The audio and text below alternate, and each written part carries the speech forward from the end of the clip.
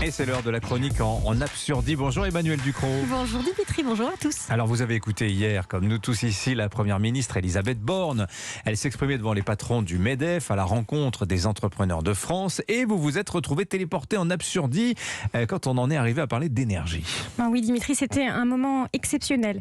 L'absurde élevé au rang d'art majeur, enfoncé, la Joconde, la chapelle Sixtine. Nous avions sous les yeux un joyau du non-sens, les conséquences de la politique énergétique française. C'était sublime. Je vous redonne le contexte. Elisabeth Borne a incité les patrons à établir des plans de sobriété pour réduire les consommations énergétiques de 10%. L'énergie flambe partout en Europe, on risque de manquer. Un appel à la sobriété. Jusqu'ici, tout va bien. Tout est logique. Alors ça commence à déraper juste après. Ah oui, parce que là, attention, la Première ministre prévient. Les entreprises ont intérêt à faire des efforts, sinon elles seront les premières touchées par un rationnement de l'énergie, on leur coupera le robinet. Je vais reformuler un peu à ma sauce pour qu'on comprenne bien de quoi il s'agit. Les entreprises que l'on incite depuis la crise Covid à investir pour réindustrialiser la France et qui avaient comme atout compétitif, économique et écologique majeur une électricité nucléaire, fiable, décarbonée et bon marché, ces entreprises sont donc appelées à réduire la voilure pour pallier les loufoqueries coupables de l'État en matière énergétique. Et pour vous, Emmanuel, Elisabeth Borne fait figure de muse de cet art majeur de l'absurdité énergétique. Oh oui, vous savez, elle n'est pas la seule responsable. La France a désormais une longue tradition de sabotage énergétique.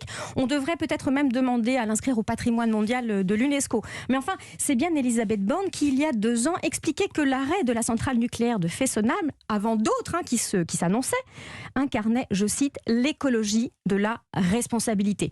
Elisabeth Borne, toujours, qui martelait que la part du nucléaire dans le mix électrique devait passer absolument sous les 50%, sans jamais réussir à nous expliquer pourquoi, et aussi comment, avec un mix énergétique de plus en plus intermittent, on décarbonerait l'économie en passant par exemple du gaz à l'électricité dans certaines industries. On n'a jamais réussi à savoir. Vous êtes un peu de mauvaise foi quand même, Emmanuel, et il ne fallait pas mettre tous les œufs dans le même panier. On comprend la logique derrière ce 50% de nucléaire, pas plus.